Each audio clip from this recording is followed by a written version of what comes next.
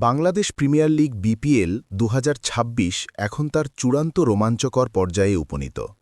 টুর্নামেন্টের শীর্ষ দলগুলো যখন প্লে অফের টিকিট পকেটে পড়ে নিশ্চিন্তে ঘুমাচ্ছে, তখন টেবিলের একদম তলানিতে থাকা দলটির ড্রেসিং রুমে চলছে অন্যরকম এক অস্থিরতা। নাম তাদের নোয়াখালী এক্সপ্রেস। ৭ ম্যাচে ৬টি পরাজয় এবং মাত্র একটি জয়, পরিসংখ্যানটা যে কাউকে হতাশ করার জন্য যথেষ্ট। কিন্তু এই ধ্বংসস্তূপের মাঝেও কি লুকিয়ে আছে কোনো আশার আলো? ক্রিকেটের অনিশ্চয়তাকে পুঁজি করে নোয়াখালী কি পারবে এক অসম্ভব মহাকাব্য রচনা করতে? আজ আমরা সেই ইম্পসিবল ইকুয়েশন নিয়ে বিস্তারিত আলোচনা করব। ১০ জানুয়ারি ২০২৬ তারিখের পয়েন্ট টেবিল বিশ্লেষণ করলে নোয়াখালীর জন্য দৃশ্যপটটা অত্যন্ত চ্যালেঞ্জিং মনে হয়। নোয়াখালী এক্সপ্রেস ৭ ম্যাচে মাত্র ২ পয়েন্ট, হাতে আছে ৩টি ম্যাচ। ঢাকা ক্যাপিটালস ৬ ম্যাচে ৪ পয়েন্ট, হাতে আছে ৪টি ম্যাচ। সিলেট টাইটান্স ৮ ম্যাচে ৮ পয়েন্ট, বর্তমানে তারা টেবিলের চতুর্থ স্থানে, যা প্লে অফে যাওয়ার শেষ দরজা। সবচেয়ে বড় দুঃস্বপ্ন হল নোয়াখালীর নেট রান রেট -১.৫৬৪। এটি কেবল বিপিএলের সর্বনিম্নই নয়, বরং সিলেটের +০.৩৫১-এর তুলনায় যোজন পিছিয়ে। অর্থাৎ পয়েন্ট সমান হলেও রান রেটের লড়াইয়ে নোয়াখালীকে এক অবিশ্বাস্য জাদুকরী পারফরম্যান্স দেখাতে হবে। মিশন ৮ পয়েন্ট, অলৌকিক সমীকরণের ৪টি প্রধান স্তম্ভ।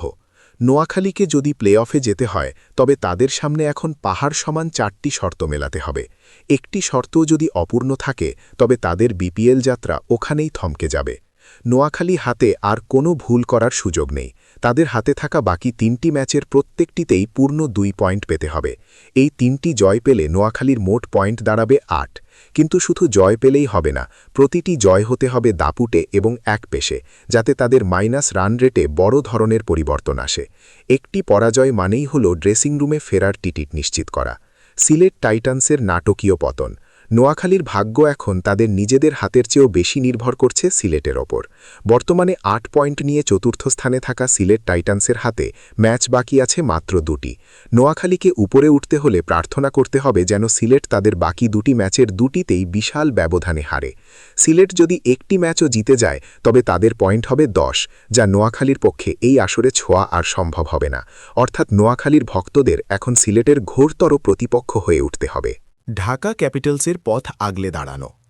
ঢাকা ক্যাপিটালস বর্তমানে ৫ নম্বরে থাকলেও তাদের হাতে ৪টি ম্যাচ বাকি, অর্থাৎ তাদের পয়েন্ট বাড়ানোর সুযোগ অনেক বেশি। নোয়াখালীকে সেমিফাইনালের দৌড়ে টিকে থাকতে হলে ঢাকাকে এই ৪ ম্যাচের অন্তত ৩টিতে হারতে হবে। ঢাকা যদি ২টি বা তার বেশি জয় পায়, তবে তারা সরাসরি নোয়াখালীকে টপকে যাবে। তাই নোয়াখালীকে শুধু সিলেটের হারের দিকে তাকালে হবে না, ঢাকার জয়রথ থামাতে হবে। এটি এই সমীকরণের সবচেয়ে অবাস্তব মনে হওয়া অংশ। যদি নোয়াখালী ৩টি ম্যাচ জিতে ৮ পয়েন্টে পৌঁছায় এবং সিলেট তাদের ২ ম্যাচে হেরে ৮ পয়েন্টেই আটকে থাকে, তবে সিদ্ধান্ত হবে নেট রান রেটে। বর্তমানে সিলেটের রান রেট নোয়াখালীর চেয়ে প্রায় 1.915 পয়েন্ট এগিয়ে।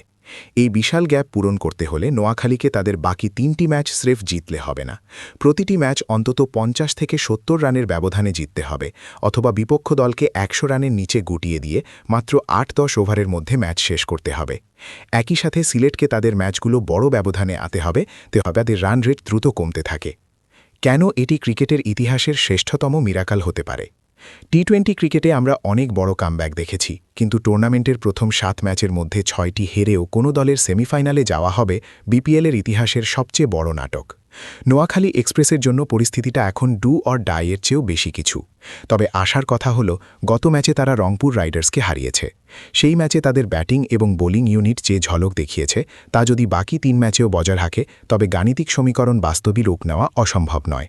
ক্রিকেট বিধাতা হয়তো এই টুর্নামেন্টের সবচেয়ে বড় নাটকটি শেষ কয়েকটি ম্যাচের জন্যই জমিয়ে রেখেছেন।